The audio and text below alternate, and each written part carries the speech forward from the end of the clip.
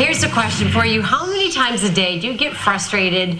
And even though those feelings are over small frustrations, the time and the wasted energy can really add up, which is why we're talking to inspirational coach Shannon McKain here with 4 ways, Shannon, to overcome little daily frustrations.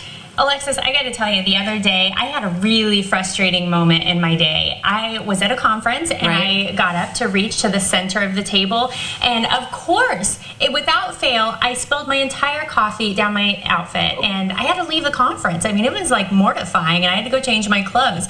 And I got to thinking, I mean, yeah, that was pretty bad. I know you're like laughing. You're trying hard not to laugh. No, it's just we've all been there. Yeah, I mean, that's happened. I've spilled on myself right before a newscast, and what can you do? Right? And for so many of us, we let those little negative moments in our days completely overtake who we are and our sparkle that we need to bring to this world. So I got to thinking about it, and so I sent out a poll to some of my friends and family and my clients and asked them, what are some of the things that have gotten you frustrated today? And you know, we've talked about things like I was frustrated because I didn't get any help around the house, or I was frustrated because my husband didn't help with the baby and I just really needed a few minutes to myself, or you know, like I said, spilling coffee.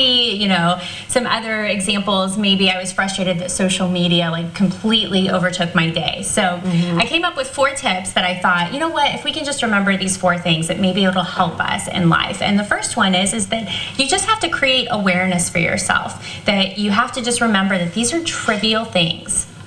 Right. Yeah. In the grand, just look at the headline of any newspaper, and spilling on yourself feels minor, right? Totally, just a trivial thing. So if you can create that awareness for yourself. Another tip that I have for folks is that in cheerleading, we always had this thing where if something was not going the way that we expected it to be, you just remind yourself, eyebrows up, and you have a big smile on your face, and you formulate that plan B in your mind, and then as soon as you can get through that situation and move right on through to the next thing, that's all you got to do. Just have your eyebrows up and a big smile on your face.